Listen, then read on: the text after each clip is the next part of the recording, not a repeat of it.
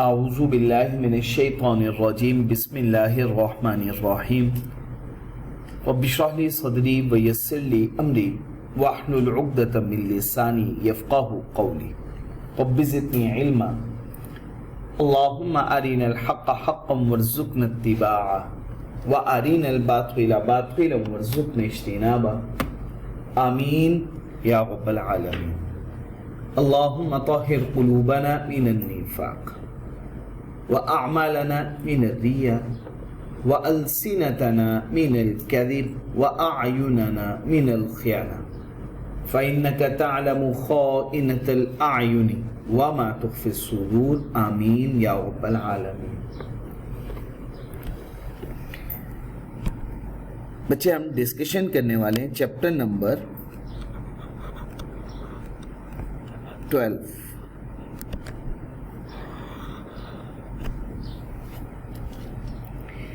Chapter number 12 में हमें 3 main topics पढ़ने हैं। सबसे पहला, बैंक किसे कहते हैं और बैंक की टाइप्स कौन कौन सी है और बैंक क्या क्या फंक्शंस परफॉर्म करता है। दूसरा मेन टॉपिक, क्रेडिट क्रिएशन किसे कहते हैं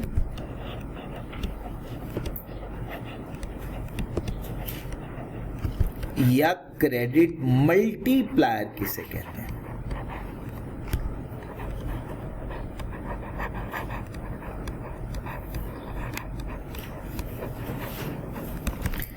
आपको याद होगा हमने एक कॉन्सेप्ट पढ़ा था मल्टीप्लायर। ये है basically credit multiplier. Third one, monetary policy.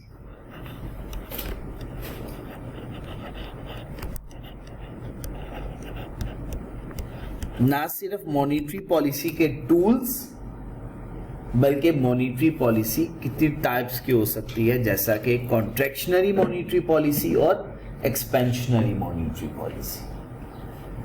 These are the 3 main topics.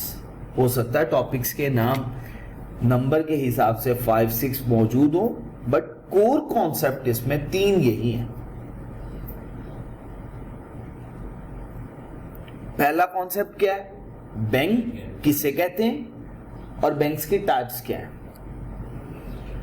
Second one, credit creation और क्रेडिट मल्टीप्लायर। और third one and the last one, monetary policy. तो हम स्टार्ट करने लगे हैं सबसे पहले बैंक से।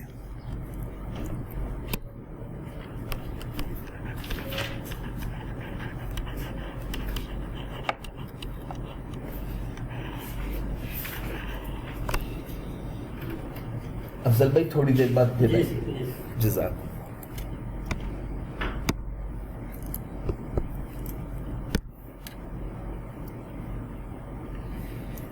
अच्छा बच्चे, बैंक है क्या? बैंक एक ऑर्गेनाइजेशन है।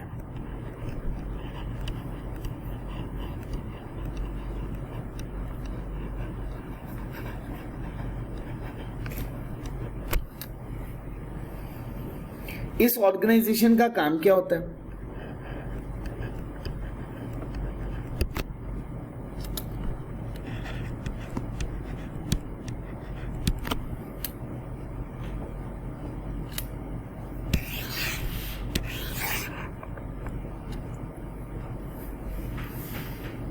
लेट्स सपोज ये एक पर्सन है मिस्टर ए।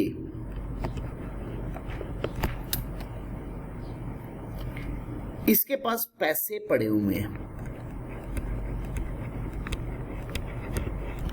इन एक्सेस, अपनी जरूरत से ज्यादा पैसे पड़े हुए हैं।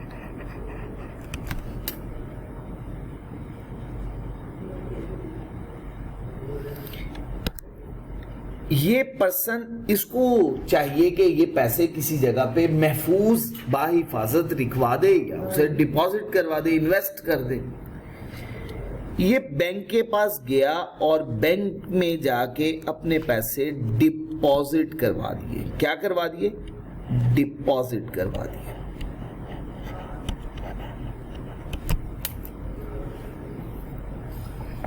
ठीक हो गया जी। इसके पास पैसे अपनी जरूरत से ज्यादा पड़े हुए थे।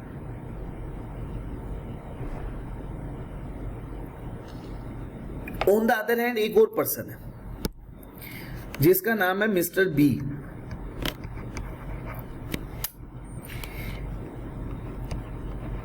इसको तो जरूरत है पैसों की,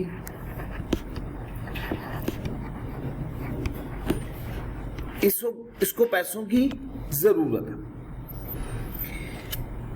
ये बैंक के पास गया और बैंक से जाके उधार ले आया। बैंक ने इसे क्या कर दिए? ये पैसे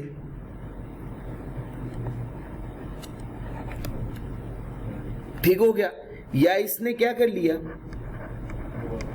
बोरो कर लिया, उधार ले लिया बैंक से। ये बात क्लियर होगी। तो बैंक तो किस में डील करता है? पैसों में। जो पैसों में डील करने वाला हो उसको हम कहते हैं फाइनेंशियल इंस्टीट्यूशन। क्या वर्ड बोलते हैं? Financial institution.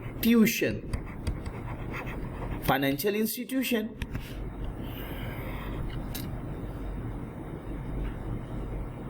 ठीक हो गया। तो अब हम बैंक की डेफिनेशन लिखने लगे। अब bank is a dealer. Bank dealer है जो किस में डील करता है? कैपिटल के अंदर। अ bank is a dealer in capital. जो रिसीव करेगा, who receive deposits. A bank is a dealer in capital who receive deposits. किन से डिपॉजिट रिसीव करेगा? फ्रॉम दोज, उन लोगों से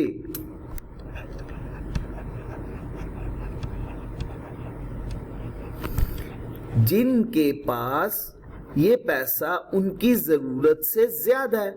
हु हैव इन एक्सेस, जिनके पास पैसा उनकी जरूरत से ज्यादा है। और प्रोवाइड किनको कर देगा? किनको उधार दे देगा? जिन्हें इस पैसे की जरूरत। And give it to those, और उनको प्रोवाइड कर देगा हु नीड इट, जिसको इस पैसे की जरूरत है। ये बात क्लियर हो गई। तो बैंक डीलर है, मिडिलमैन है। इसके पास ये पैसा अपना नहीं था। किसने डिपॉजिट करवाया हुआ था? मिस्टर ए ने। मिस्टर ए से डिपॉजिट लिया और प्रोवाइड किसको कर दिया? मिस्टर बी को।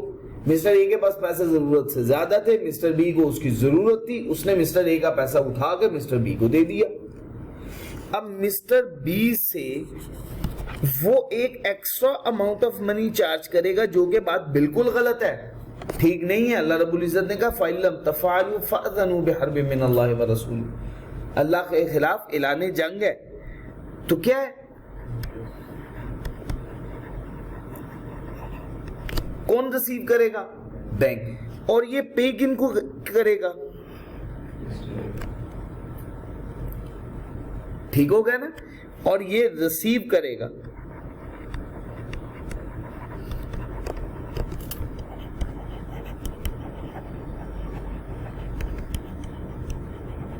और जो डिफरेंस होगा वो बैंक की क्या बन जाएगी? इनकम बन जाएगी। जो डिफरेंस होगा वो बैंक की income.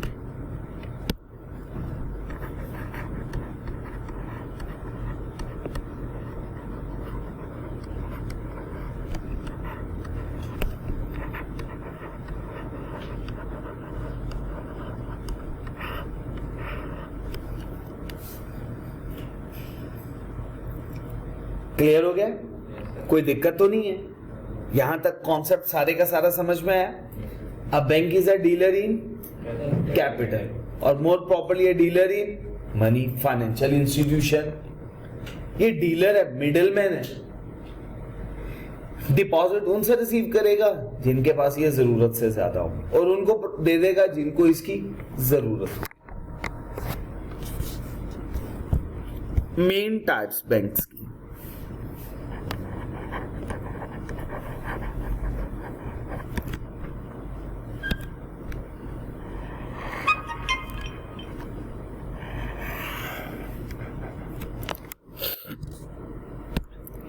First one central bank,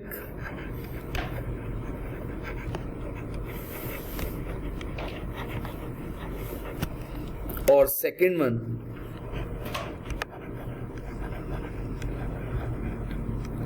commercial banks.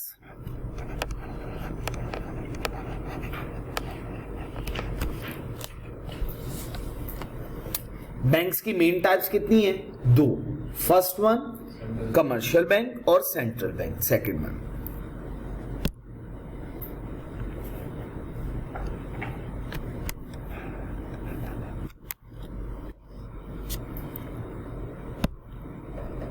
ये प्रॉफिट ओरिएंटेड है, इसका मकसद मुनाफा कमाना होता है।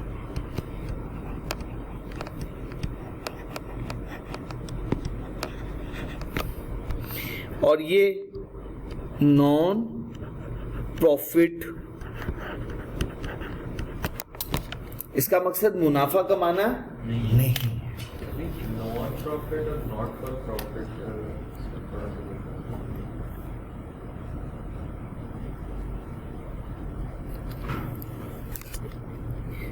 देखो, यहां पे इकोनॉमिक्स के अंदर इसको एक ही बात समझनी है, एक ऐसी ऑर्गेनाइजेशन जिसका मकसद, ऑब्जेक्टिव, मोटो, मिशन मुनाफा कमाना नहीं है, for the welfare of the society है, या कुछ ऐसी रिस्पॉन्सिबिलिटीज बाय लॉ बना दी गई हैं जो कोई और परफॉर्म नहीं करेगा या किसी और ने परफॉर्म नहीं करनी है, वो है not for profit, non profit organisation. Clear हो गया जी? यहां तक बस इकोनॉमिक्स में इतनी बात समझनी। अभी हम जरा सेंट्रल बैंक के हवाले से कुछ बातें करने वाले हैं।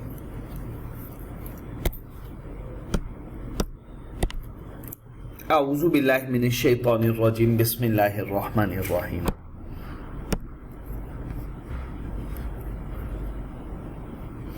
अब ये कुछ जनरल सी बातें हैं जो कि मैंने आपके साथ डिटेल वैसे डिस्कस की हुई हैं। आज मैं रीडिंग भी कर देता हूं ताकि आपको पता चले कितना गोल्ड स्मिथ का कॉन्सेप्ट क्या था यहां तक।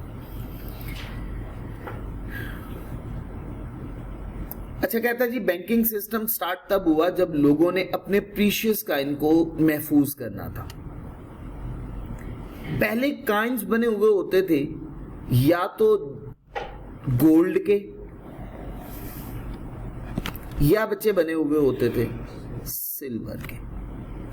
हम इसको कहते हैं सोने के बने हुए सिक्के और इसे हम कहते हैं चांदी के बने हुए सिक्के।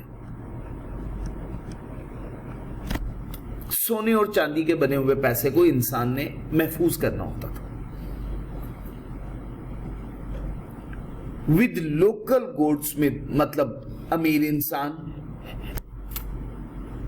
वेल रेप्यूटेड पर्सन ने, against which they used to receive deposit voluntarily. ठीक हो गया? अब उसने against which they used to receive, उसके अगेंस्ट वो क्या रिसीव करते हैं? डिपॉजिट। वो डिपॉजिट रिसीव करते थे वॉलंटरली। जैसे मैंने आपको एग्जांपल दी, मंदिरों में, टेम्पल्स में लोगों को अपनी हिफाजत के लिए साजो सामान रखवाना पड़ता था। वहां पे जो रहबर रहनुमा जिनको लोग बहुत ज्यादा रिस्पेक्ट की निगाह से देखते थे, उनके पास अपना मालो दौलत, मता सब कुछ सबमिट करवा दिया करते थे, डिपॉजिट करवा दिया करते थे हिफाजत के लिए। अच्छा, वक्त के साथ साथ वक्त गुजरता गया, Goldsmith started charging services charges. उसने क्या चार्ज करना शुरू कर दिया? उसने कहा ये काम मैं फ्री में नहीं करूंगा। पहले तो क्या किया जा रहा था, वॉलंटरली किया जा रहा था। लोगों की अमानतें, जैसे अमानत रखना और उस अमानत की हिफाजत करना, जब वो कहता था मेरी अमानत मुझे वापस कर दें, वो अमानत उसकी वापस लुटा दी जाती थी। तो ये अपनी मर्जी से किया करते थे। बाद में उन्होंने कहा नहीं, हम इसके बदले में कुछ सर्विस चार्जेस आपसे वसूल किया करेंगे फॉर देयर रोल, क्योंकि हम एक फंक्शन परफॉर्म कर रहे हैं इंटरमीडियरी का। ठीक हो गया। वक्त के साथ साथ उन्हें यह एहसास हुआ लोग सारा पैसा इकट्ठा नहीं विड्रॉ करते, थोड़ा थोड़ा करके विड्रॉ करवाते। टोटल डिपॉजिट में से लार्ज अमाउंट रखवाई है, उसमें से थोड़ा पैसा विड्रॉ किया, बाकी सारे का सारा पैसा भारी भरकम अमाउंट उन्हीं के पास मौजूद है। उस फैक्ट को देखते हुए उन्होंने एडवांस करना शुरू कर दिया, कर्जा देना शुरू कर दिया। एडवांसिंग लोन्स का क्या मतलब हुआ, कर्जा देना शुरू कर दिया।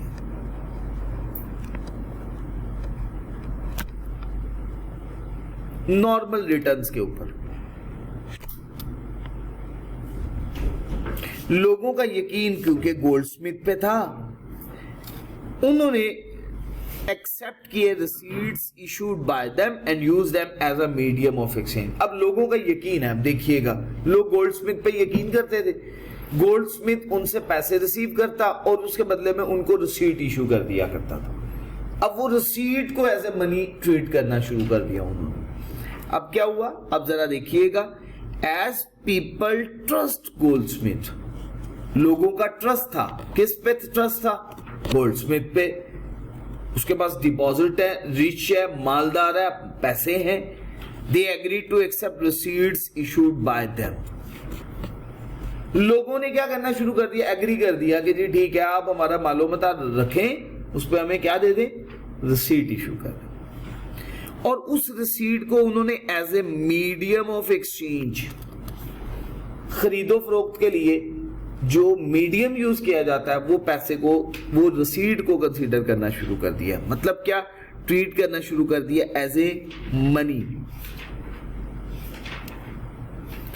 और with the passage of time ये सिस्टम किस में कन्वर्ट हो गया, बैंकिंग सिस्टम। अब बताएं, मुझे कोई मुश्किल बात तो नहीं है, ये वही बातें ना जो हमने पहले भी हिस्ट्री में डिस्कस कर दी, आज रिवाइज करते हुए भी डिस्कशन होगी, रीडिंग भी होगी।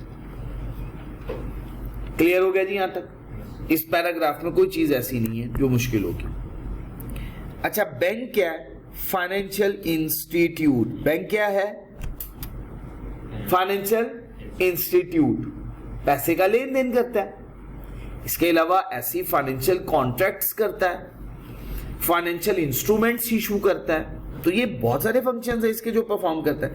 इसको गवर्नमेंट ने लाइसेंस दे रखा है कि ये डिपॉजिट रिसीव कर सकता है। हर पर्सन डिपॉजिट रिसीव नहीं कर सकता। जिसके पास गवर्नमेंट की तरफ से लाइसेंस होगा सिर्फ वो ही डिपॉजिट रिसीव कर सकता है, और कोई नहीं रिसीव कर सकता।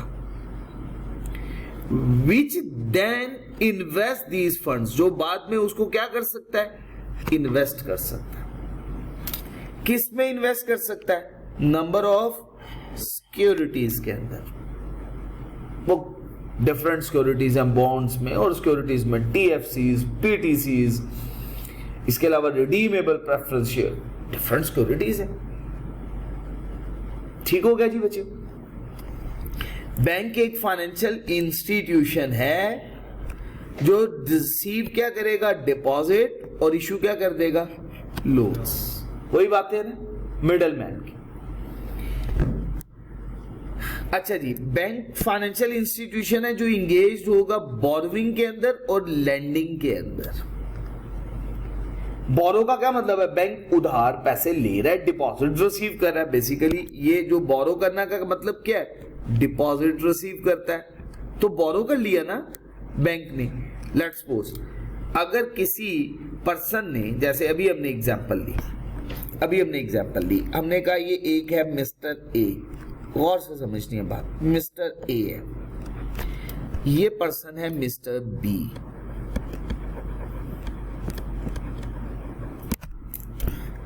इसके पास पैसे थे ज्यादा, ये चला गया बैंक के पास, ये आ गया जी बैंक।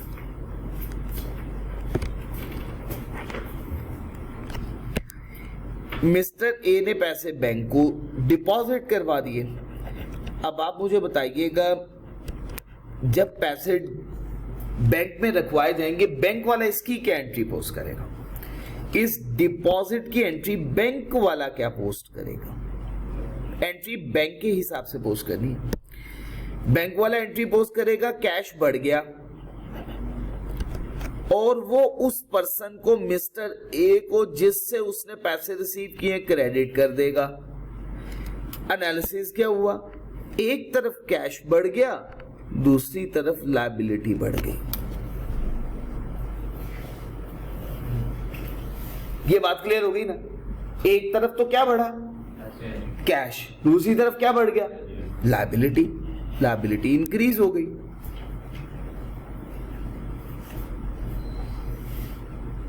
तो अब इसका क्या मतलब है? डिपॉजिट रिसीव करना, या इसे क्या बोल सकते हैं?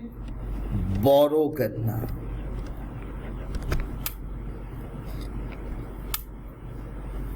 बात क्लियर हो गई जी? यहां तक कोई कंफ्यूजन तो नहीं है जुबैर साहब? अच्छा, अब जुबैर साहब, अगर बैंक वाला मिस्टर बी को ये पैसे एडवांस कर दे, एडवांसिंग लोन्स,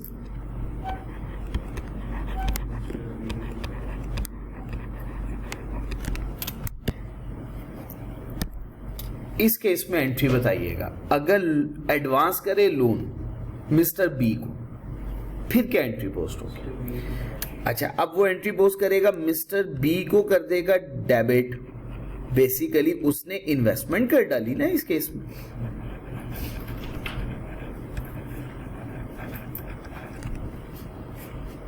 उधार दे दिया। और ऑन द अदर हैंड, या इसे हम ये भी कह सकते हैं क्रेडिट इशू कर दिया।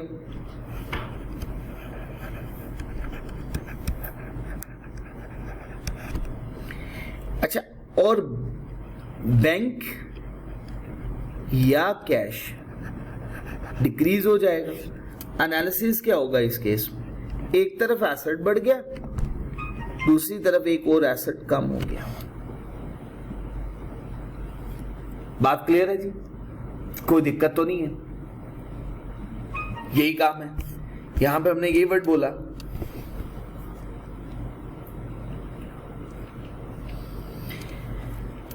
कि फाइनेंशियल इंस्टीट्यूशन जो इंगेज है इन बोरोविंग एंड लेंडिंग। लेंडिंग का मतलब क्या है? क्रेडिट इशू करना।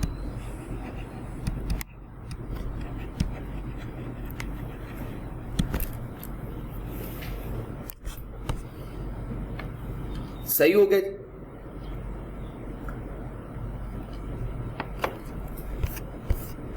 अब मुझे एक बात बताइएगा, अगर mister B direct mister A को, जिसको वो नहीं जानता, अगर उसे कहता मुझे पैसे दे दो उधार में, तो वो देता नहीं। वो क्यों देते हैं?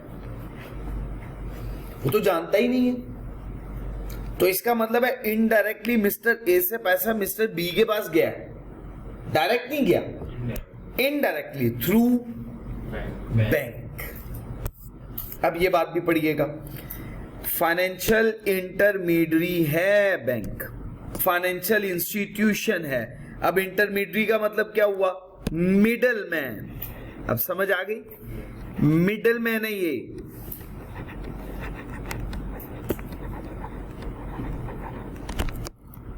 किसके दरमियान में? लैंडर और बोरोवर के दरमियान में मिडिल मैन है, through which savers can indirectly provide funds to. Saver कौन है? सेव किसने किया था पैसा? सेवर इसके लिए वर्ड बोला ना जिसके पास पैसा इन एक्सेस पड़ा हुआ है। और बोरो किसने किया? बी ने। सेवर ने डायरेक्टली पैसा बोरोवर को नहीं दिया। कैसे दिया? हाँ, मिडलमैन के थ्रू। और मिडलमैन कौन है? बैंक हो गया। बैंक की डेफिनेशन सारी क्लियर होगी। Financial institution, financial intermediary. अब मुश्किल तो नहीं करेगा ये वर्ड। बिस्मिल्लाहिर्रहमानिर्रहीम। Types of banks, different types है बैंक की। सबसे पहली टाइप कमर्शियल बैंक। कौन सा बैंक? कमर्शियल। कमर्शियल के वर्ड से ही आपको पता है, जिसका मकसद क्या है? मुनाफा, प्रॉफिट अर्न करना।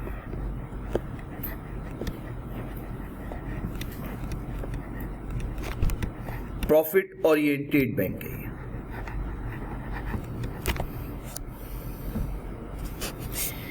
बहुत बड़ी मार्केट है, मैस मार्केट, जिसमें individual customer can purchase bank की सर्विसेज, डिफरेंट बैंक की सर्विसेज। फॉर एग्जांपल, किसी को बैंक में अकाउंट ओपन करवाना है तो किसके पास जाएगा? कमर्शियल बैंक के पास। किसी को लॉकर लेना है, लॉकर की फैसिलिटी, ताकि वो अपने कागजात को, अपनी जो प्रीशियस मेटल्स हैं, ज्वेलरी है, उसको बाहिफाजत रखना चाहता है, घर में वो महफूज नहीं समझता है, टेंशन में रहता है, तो वो सर्विस लेना चाहता है, तो किससे हासिल करेगा? Commercial bank. Utility bill submit करवाना चाहता है, एलसी ओपन करवाना चाह रहा है, ये तमाम फैसिलिटीज कहां से हासिल करेगा? कमर्शियल बैंक से हासिल करेगा। जैसे फॉर एग्जांपल मोर्टगेज। मोर्टगेज का क्या मतलब है? लोन। लोन बिल्कुल गिरवी रखवाना, लोन लेना अगेंस्ट इमूवेबल प्रॉपर्टी, गिरवी रखवाना।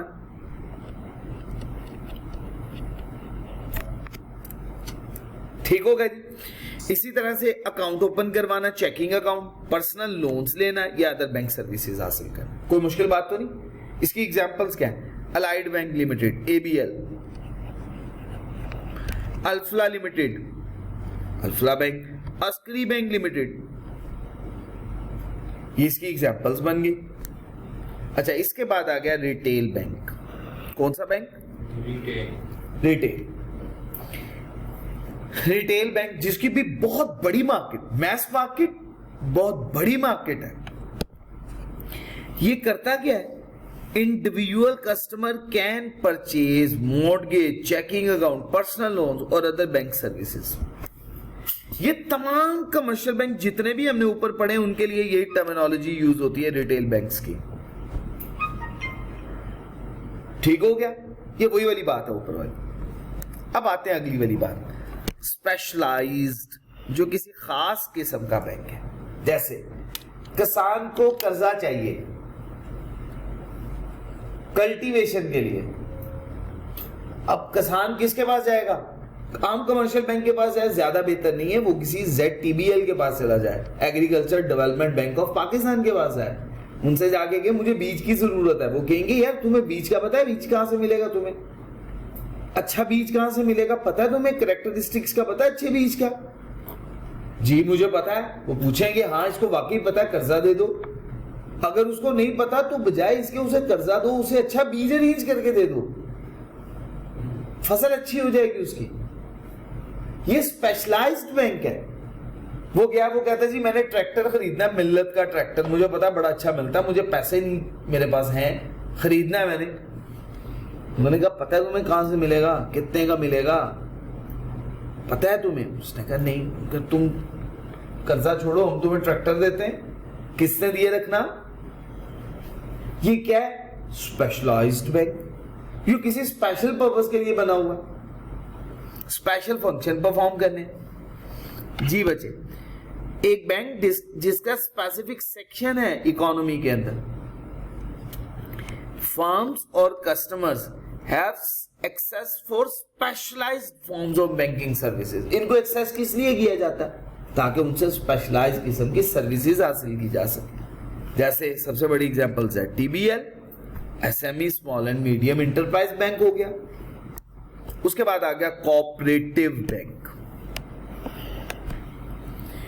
समाज के, मुआशरे के गरीब गुरबा लोगों को, उनको कोऑपरेटिव सोसाइटीज एक्ट 1925 के तहत सपोर्ट करता है। Cooperative bank special purpose specialised bank है। Type of financial institution that provide banking और other financial services to its members. जो मेंबर्स जिन्होंने मिल के बनाया, जैसे फॉर एग्जांपल उन्होंने कहा हमारे इलाके के लोग, जो जितने भी सभी लोगों ने मिलके एक बैंक बना लिया, कोऑपरेटिव बैंक। अब जितने भी मेंबर्स हैं उनमें से किसी ने अपने बच्चे की फीस जमा करवानी है। अब पैसा एक जगह पे पूल हुआ है, उसके बच्चे की फीस सबमिट हो जाएगी, वो आहिस्ता आहिस्ता करके पैसे देता जाएगा विदाउट इंटरेस्ट। किसी ने अपनी बेटी की शादी करनी है, पैसा पाइलअप हुआ है, उसको लोन दिया गया, वो रिटर्न करता चला जा रहा है। जी वॉलंटियर्स अप्रूवल लेंगे कोऑपरेटिव बैंक, लेकिन इसके लिए स्पेशल रूल्स है, ऐसे थोड़ी बन जाएगा। उसके बाद आ गया जी इन्वेस्टमेंट बैंक। इस पे एमसीक्यूज है। इन्वेस्टमेंट बैंक डिपॉजिट रिसीव नहीं करता, याद रखना है। इन्वेस्टमेंट बैंक क्या रिसीव नहीं करता फाइक साहब? डिपॉजिट्स। फाइनेंशियल इंटरमीडियरी है जो number of financial services provide करेगा अपने क्लाइंट्स को, लेकिन क्या रिसीव नहीं करेगा?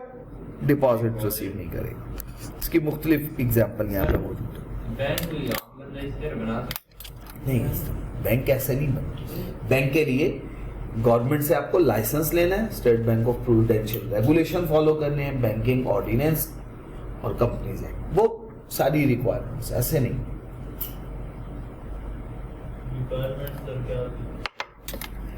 पढ़ेंगे आप इंशाल्लाह कॉर्पोरेट लॉ में, एडवांस कॉर्पोरेट लॉ, उसमें सभी बातें पढ़ेंगे।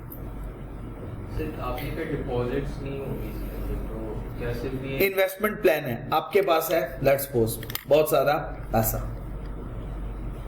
वो आपके पैसे को फंड बना देगा, आपको एडवाइस दे देगा और उसके बदले में आपसे सर्विस चार्जेस ले लेगा, आपका प्लान बनवा देगा, ये काम के अपने पास आपका पैसा रखेगा और आपको एक इन्वेस्टमेंट प्लान दे देगा। हाँ, इन्वेस्टमेंट प्लान है वो, लेकिन यहाँ पे ये नहीं है ना कि वो जैसे आप बैंक पे पैसे जाके रखवाते हैं और बैंक वाला आपको चेक बुक इशू कर देता है कि जब जरूरत पड़ेगी ये चेक देना मुझे, मैं तुम्हारे डिपॉजिट के अगेंस्ट तुम्हें पेमेंट करता जाऊंगा। अब ये वो सिचुएशन नहीं रही। क्लियर है? आपने बैंक में पैसा डिपॉजिट करवा दिया, आपको एटीएम कार्ड मिल गया, डेबिट कार्ड मिल गया, क्रेडिट कार्ड मिल गया, आप उससे अपना पैसा विड्रॉ कर सकते हो। लेकिन ये क्या करता है? ये इन्वेस्टमेंट प्लान है। मेरे पास बहुत ज्यादा जमीन थी, मैंने बेची और अब मुझे समझ नहीं आ रही कहाँ इन्वेस्ट करूं, किस कंपनी की सिक्योरिटीज में इन्वेस्ट करूं। अगर मुझे गवर्नमेंट सिक्योरिटीज में इन्वेस्ट करना है तो कहाँ करूं? रिस्क मैं बिल्कुल नहीं लेना चाहता हूं, मुझे पसंद ही नहीं है, थोड़े थोड़े खाना चाह रहा हूं, अल्लाह माफ फरमाए। ये मुझे प्लान बना के देगा, इन्वेस्ट करके देगा, म्यूचुअल फंड में सर्विस भी प्रोवाइड करेगा। यहाँ पे इन्वेस्टमेंट्स भी होती है, इनके पास पड़ी हुई होती है इन्वेस्टमेंट्स। आप जी पेंशन में इन्वेस्ट कर दें, आप जी इसके हाँ बिल्कुल बिल्कुल उसी तरह से, बिल्कुल ऐसे ही पेंशन हो गया, ठीक हो गया, पेंशन प्लान आपको प्रोवाइड कर दिया जाएगा, एन्युटी प्लान आपको दे दिया जाएगा, वॉलंटरी स्कीम दे दी जाएगी आपको, बहुत सारी स्कीमें होती हैं इनके पास। ये आधे लोग कहते हैं कि ये जो पेंशन लेते हैं लोग, ये भी एक किस्म का इंटरेस्ट ही है, यानी वो तनख्वाह से जो बेनिफिट होती रही उसी पे इंटरेस्ट। ये नहीं, ये इसमें इनका रोल नहीं होता। ये एम्प्लॉय ओल्ड एज बेनिफिट के जी एक जैसे ये हो गया, उनमें कुछ हैं चीज़ें, लेकिन पेंशन में तो ये नहीं है ना। पेंशन में तो ये होता है कि जी आपको जब आप रिटायर हो जाएंगे तो गवर्नमेंट की तरफ से एक फिक्स आपको अमाउंट मिलती चली जाएगी, और अगर आप हयात रहे तो आपको पूरी अमाउंट मिलेगी, आपकी बात आपकी फैमिली अगर आपके डिपेंडेंट्स हैं तो उनको मिलेगी, और अगर डिपेंडेंट्स नहीं हैं तो फिर नहीं मिलेगी। ठीक है ना, इसमें कोई फिक्स वाली बात नहीं है, ताहयात आपको मिलनी है ये चीज। अच्छा जी बच्चे, फंक्शंस पे आइएगा। कमर्शियल बैंक के कुछ फंक्शंस हैं जी। अब ये बात काट दीजिएगा, जरूरत नहीं आपको फजूल में। अच्छा जी, क्या फंक्शंस क्या है? रिसीव डिपॉजिट, ये क्या करता है? डिपॉजिट रिसीव करता है। ये बात आपने सीधी सीधी सी पढ़ी, कोई मुश्किल बात नहीं। उसके बाद लोन, जिस लोन देगा लोगों को जिसको जरूरत है, जैसे मिस्टर ए से पैसे रिसीव किए, डिपॉजिट रिसीव किए, और मिस्टर बी को लोन इशू कर दिए। Discounting of bills of exchange, discounting of bills of exchange, इसकी मैं एक एग्जांपल आपके साथ डिस्कस करता हूं। ये एक साहब है, ये एक शॉप है, यहां पे मौजूद है एक शॉपकीपर,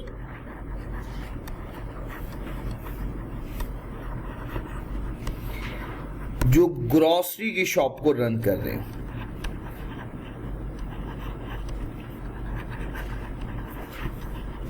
कोई अपना मार्ट चला रहे हैं।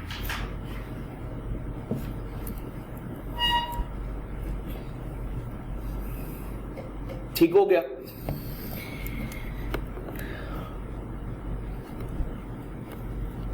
इनके पास एक साहब आए,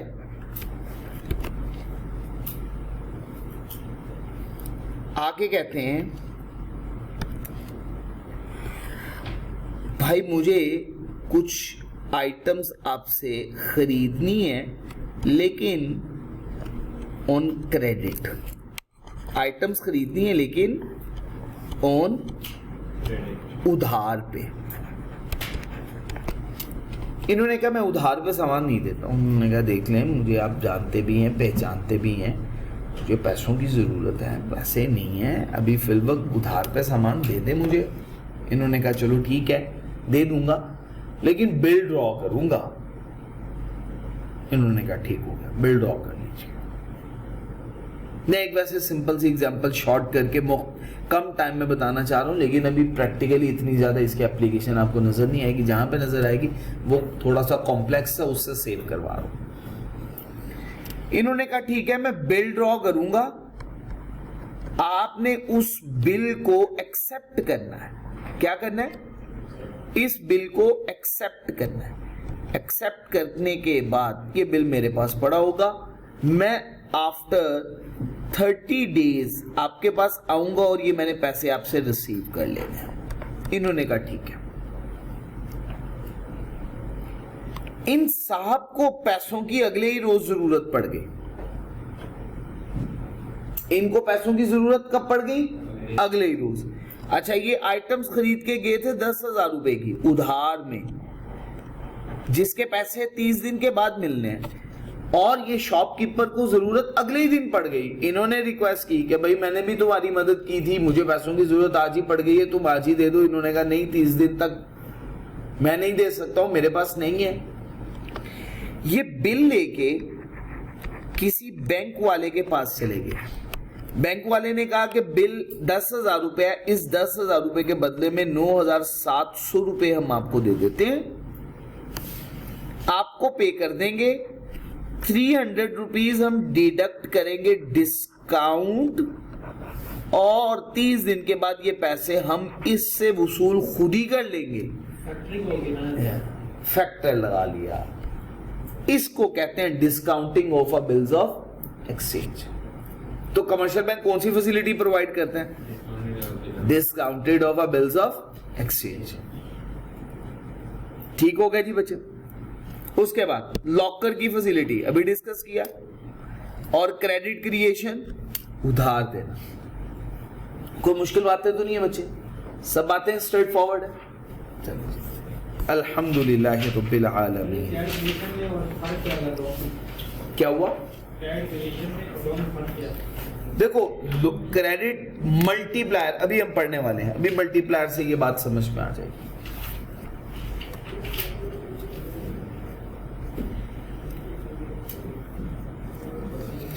क्रेडिट एक एग्रीमेंट है, कॉन्ट्रेक्चुअल एग्रीमेंट होता है, जिसमें एक पार्टी, एक पर्सन होगा बोरोवर, जो पैसे लेगा। ठीक हो गया? जैसे फॉर एग्जांपल बैंक,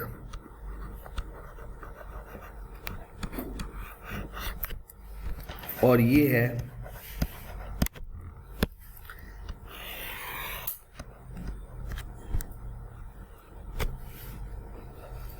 इन दोनों के दरमियान में होने वाला है कॉन्ट्रैक्ट।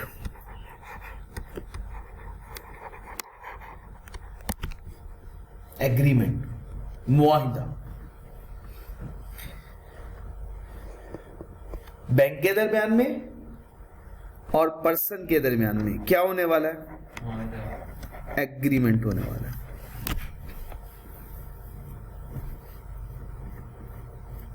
सही हो गया जी? अच्छा, अब बैंक क्या करेगा, इस पर्सन को लोन प्रोवाइड करेगा। क्या प्रोवाइड करेगा? लोन प्रोवाइड करेगा, क्रेडिट उधार देगा,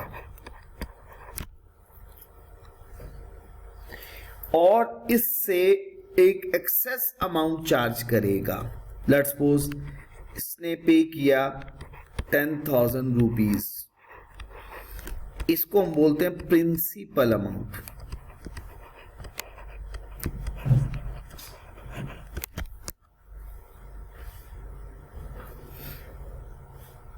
ठीक हो गया। इस पे जो एडिशनल प्रीमियम चार्ज करेगा बैंक वाला, एक खास रेट से, इसे क्या बोलते हैं बच्चे?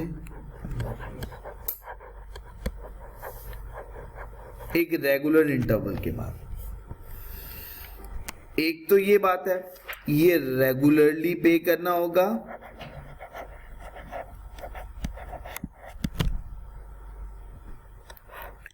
फिक्स रेट होगा, नॉर्मली, हमेशा नहीं, जो कि होता भी किस में है? परसेंटेज में।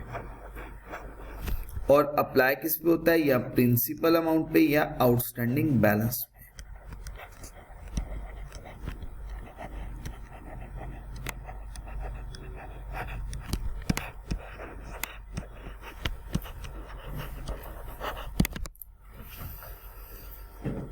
या प्रिंसिपल अमाउंट पे या आउटस्टैंडिंग बैलेंस में। तो देखिएगा, क्रेडिट कॉन्ट्रेक्चुअल एग्रीमेंट है जहां पे बोरोवर रिसीव करेगा आज पैसे, इन प्रेजेंट, आज, टुडे,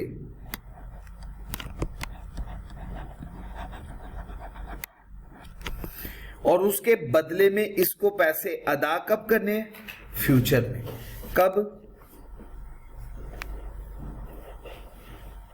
मुस्तकबिल में पैसे देने हैं।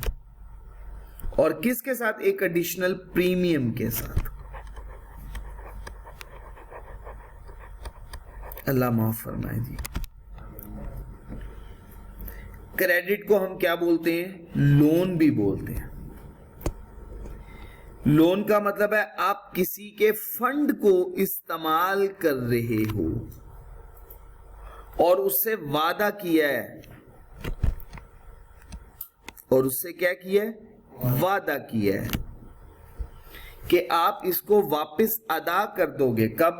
फ्यूचर में, मुस्तकबिल में, इसके साथ या इसके बगैर।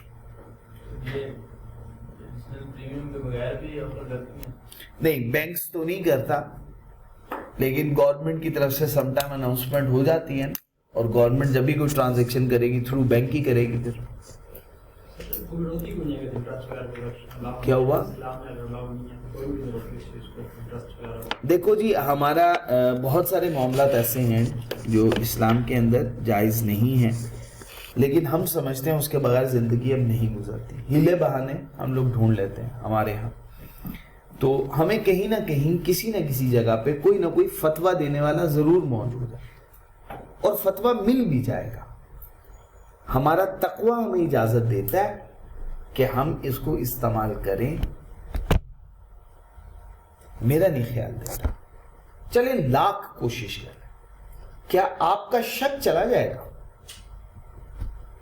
और अगर अल्लाह के नबी सल्लल्लाहु अलैहि वसल्लम की हदीस है, आपने फरमाया जो शक शुबे वाली चीज़ों से बचेगा वो हराम से बचेगा। जो शक शुबे वाली चीज़ों में चला गया, करीब है कि वो हराम चीज़ों में दाखिल हो गया, तो बेहतर है इससे बचे। और ये मैं हर एक को कहता हूँ, और मैं देखता हूँ कोई इस चीज़ को कंसीडर नहीं करता बाद में।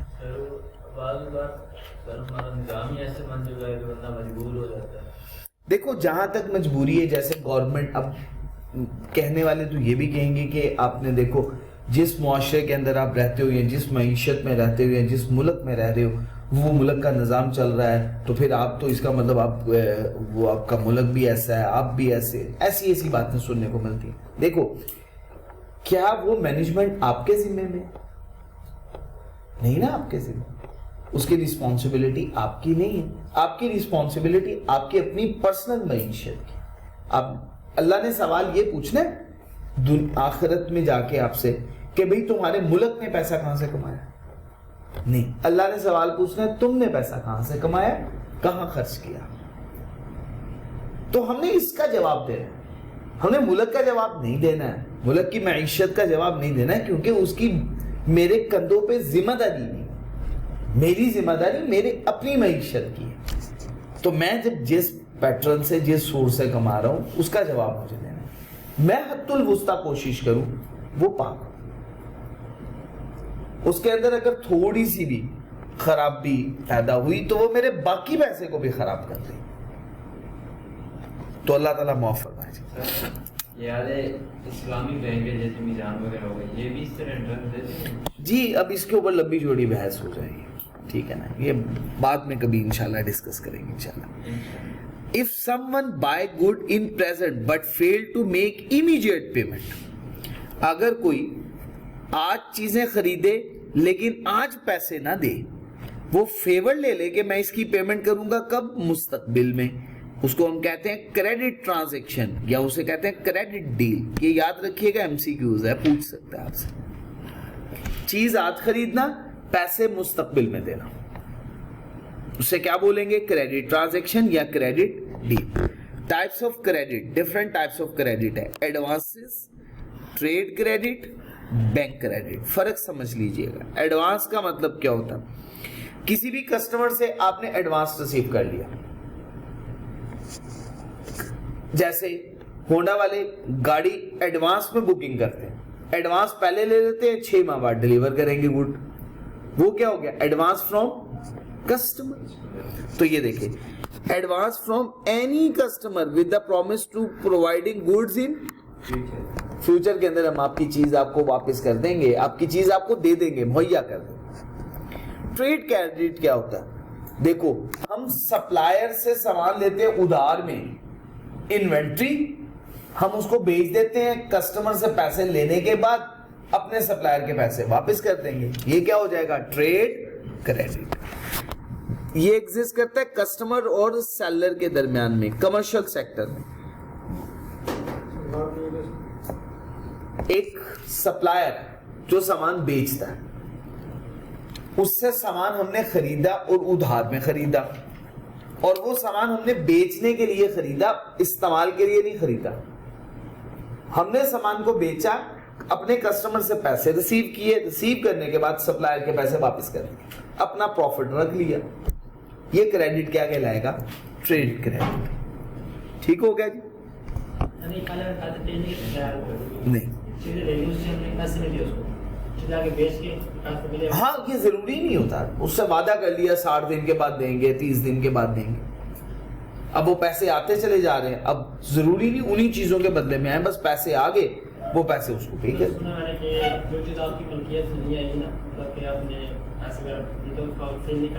नहीं, ऐसी बात नहीं है। मलकियत से मुराद ये है कि मैं आपसे आपकी किताब वैसे ही पढ़ने के लिए लूं और आगे बेच दूं, नहीं कर सकता, क्योंकि ये मैं मालिक तो हूं नहीं, मैंने खरीदी तो है नहीं। अब मैंने एक सप्लायर से सामान खरीद लिया, एक फार्मेसी पे गया, मैंने उससे मेडिसिन ले ली, मैंने उसे कहा यार मैं तुम्हारा हिसाब 1 माह बाद करूंगा।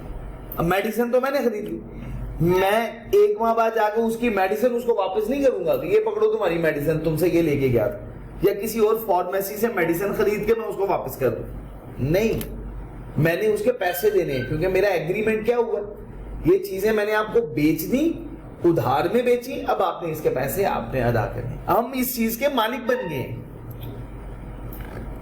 ये बात समझ में आ गई है? ये जो कस्टमर जो होता है, हम किसी भी कारोबार में तो अपने कस्टमर को गुड्स बेचता है, अगर उधार दे तो महंगी देता है। एक चीज की 2 कीमतें कि अगर कैश पे लेंगे तो ये कीमत होगी, उधार पे लेंगे तो ये कीमत होगी, ये भी गैर मुनासिब है, ये भी चीज ठीक नहीं है, बहुत सख्ती से मना किया हुआ।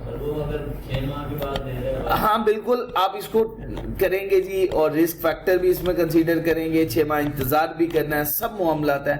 अल्लाह रब्बुल इज्जत ने कुरान पाक में कहा वतआवनु अलल बिर्रि वत्तक़वा वला तआवनु अलल इस्मि वल उद्वान, नेकी और भलाई के कामों में एक दूसरे का ताउन करो, गुनाह के कामों में एक दूसरे का कोई ताउन नहीं होगा। तो भाई इसमें ये चीज ठीक नहीं है कि आप कैश में डिफरेंट प्राइस रखें और उधार में डिफरेंट प्राइस रखें, ठीक नहीं है। इस्लाम कुरान पाक पूरा पढ़ के देख लें, अल्लाह रब्बुल इज्जत ने किसी भी जगह पे सूद को डिफाइन नहीं किया, तो इसमें जरूरत नहीं है अपने आप को परेशान करने की। बैंक क्रेडिट यह है कि बैंक वाला उधार दे दे, और अगर बैंक से उधार लिया जाए तो वो क्या कहलाएगा? Bank credit. यहां तक बात क्लियर हो गई थी? एडवांटेजेस क्या होते हैं क्रेडिट के, ये जरा सुनिएगा, बड़ी इंपॉर्टेंट सी बात है। हमारे पास पैसे नहीं है, बगैर पैसों के कंजम्पशन कर सकते हैं नहीं कर सकते? हाँ कर सकते हैं। पैसे नहीं है जेब में, पैसे नहीं है जेब में, उधार लिया, उधार के पैसों से चीजें खरीदी, उन्हें कंज्यूम कर लिया, जब पैसे वापस आ गए वो पैसे वापस अदा कर दिए। तो क्या फायदा हुआ क्रेडिट का?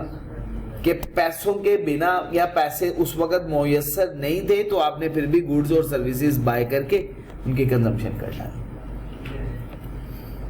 उसके बाद आ गया इकोनॉमिक पॉलिसीज, आ गई जी इकोनॉमिक पॉलिसीज। ये मैं पढ़ता हूं, ये पढ़ने में आपको जरा थोड़ी सी तंगी हो सकती है।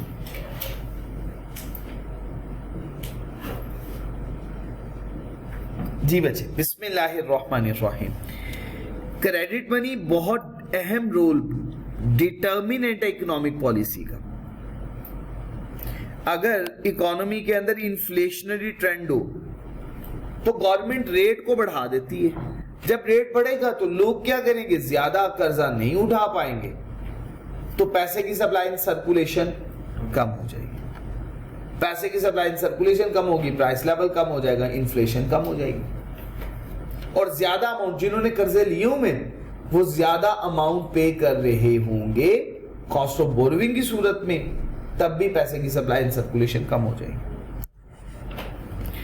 अच्छा, और this will reduce the cash holdings and will help to decrease inflation. ठीक होगा जी बच्चे, यहां तक कोई मुश्किल बात तो नहीं। अच्छा, और जिनके पास एक्सेस में पैसा पड़ा हुआ है उनके अंदर लालच, तमा, हिरस पैदा हो जाएगी।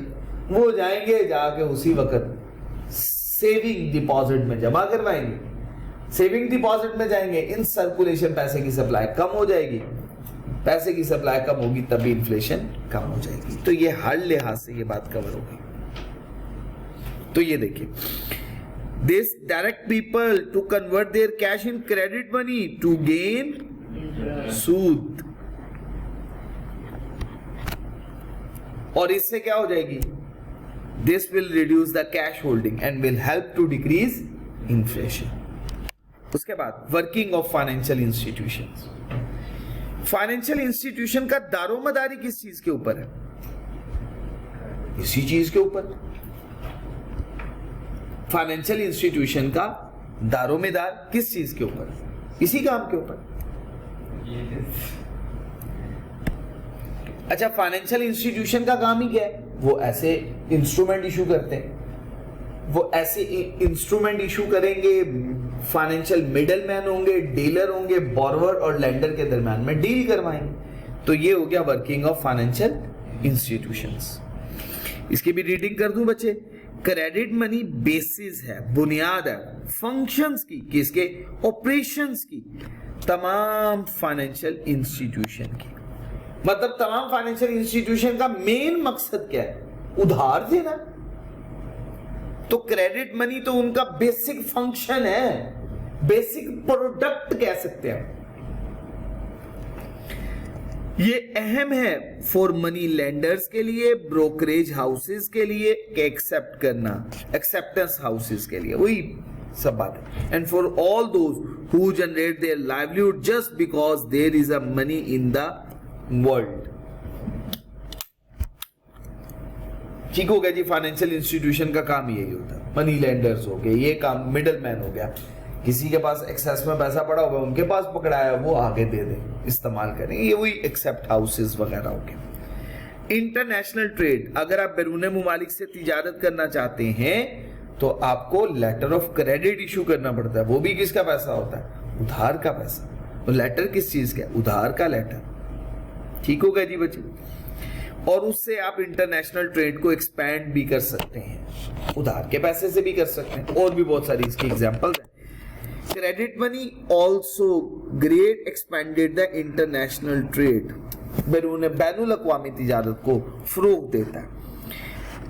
Difference between cost of production among various parts of the world can be calculated with money to value scarce as well as abundant resources. This difference in cost leads to gains of international trade. अब calculate किया जाता है कि जी कहाँ पे cost of production ज्यादा है, उसके अकॉर्डिंगली फिर आप गुड्स बनाते हैं जहां पे कॉस्ट ऑफ प्रोडक्शन ज्यादा होगी, उसके मुताबिक आपके मुल्क में कम कॉस्ट बन रही है तो आप गुड्स मैन्युफैक्चर करके वहां पे सेल करेंगे। इसके अलावा और भी गवर्नमेंट को भी जरूरत होती है जी उधार के पैसे की। Credit money is perhaps the basic need of lot of other, government को इसके अलावा भी जरूरत है। Government need credit money to perform all such functions as maintenance of law की मेंटेनेंस के लिए उसको फंड की जरूरत होती है, और फंड उसके पास होते नहीं है, उधार लेना पड़ता है उसे। लॉ एंड ऑर्डर को मेंटेन करना है, डिफेंस की एक्सपेंडिचर करने हैं, जस्टिस, इंसाफ, उधार के पैसे से। Government also need money to make huge transfer payment such as pension देनी पड़ती है, ग्रेचुटी या अलाउंसेस वगैरह। ठीक हो गया जी बच्चे। इसके बाद आ गया बच्चे डिसएडवांटेजेस, नुकसान आप देखिएगा इसके क्या होता है। इन्फ्लेशन की प्रॉब्लम हो जाती है। इन्फ्लेशन किसे कहते हैं जी बच्चे? हाँ, इन्फ्लेशन है चीजों की कीमतों का महंगा हो जाना, इन्फ्लेशन महंगाई हो जाना। क्रेडिट क्रिएशन की वजह से पैसे की सप्लाई बढ़ेगी, और पैसे की सप्लाई के बढ़ने की वजह से चीजों की कीमतें बढ़ जाएंगी। आपको याद होगा ये बात हमने पढ़ी थी, यहां पे हम प्राइस लेवल और रियल नेशनल आउटपुट,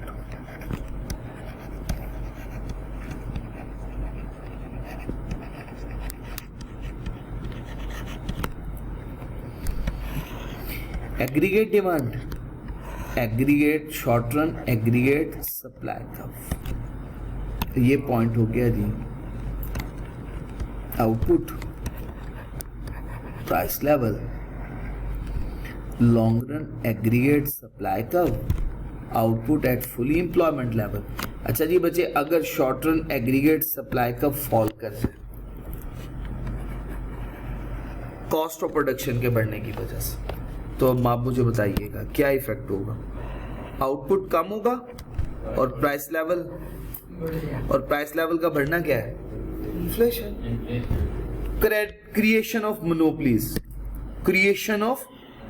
बड़ी बड़ी जो फर्म्स हैं उनके पास अच्छे खासी सिक्योरिटीज मौजूद है, वो गई बैंक से कर्जा ले लिया। जो छोटी फर्म्स है उनके पास तो एसेट्स पड़े ही नहीं हुए, वो कैसे कर्जा लेंगे? एक गरीब इंसान जिसको पैसों की जरूरत पड़ गई है, जिसने कंपनी बनानी है या जिसने अपना बिजनेस चलाने के लिए उसको पैसों की जरूरत है, वो बैंक के पास जाए तो बैंक कहेगा मेरे पास सिक्योरिटी रखवाने के लिए तुम्हारे पास है क्या? वो कहेगा मेरे पास तो कोई ऐसा नहीं है। क्या उसको कर्जा मिल पाएगा?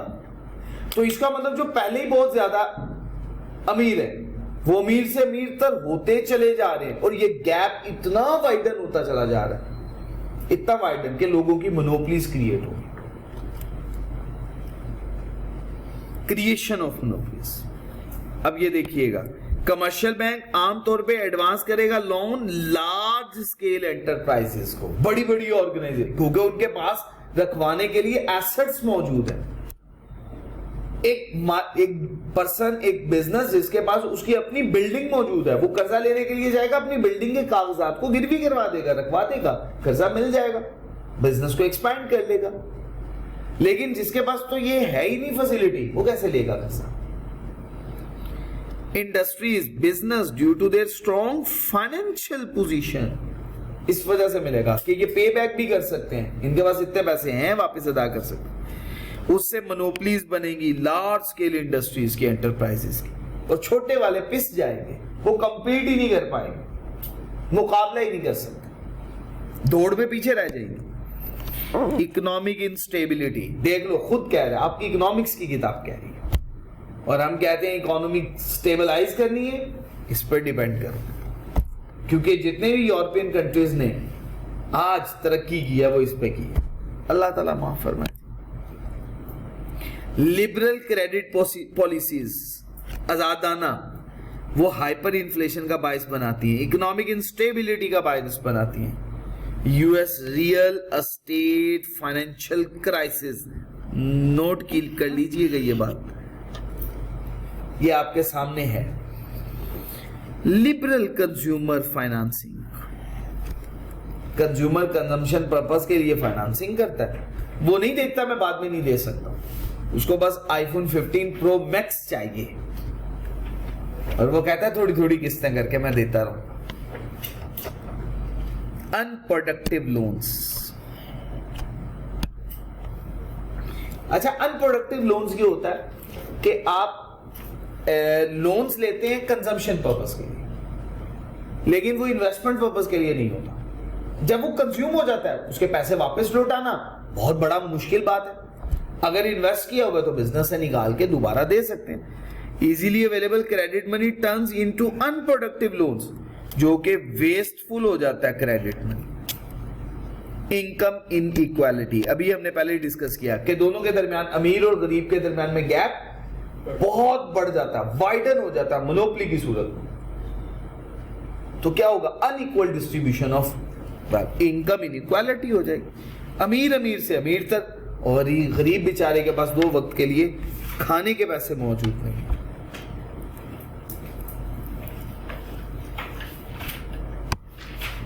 सुब्हानक अल्लाहुम्मा व बिहम्दिक अशहदु अल्ला इलाहा इल्ला अंता अस्तगफिरुका व अतूबु इलैक। अस्सलामु अलैकुम व रहमतुल्लाहि व बरकातुहू।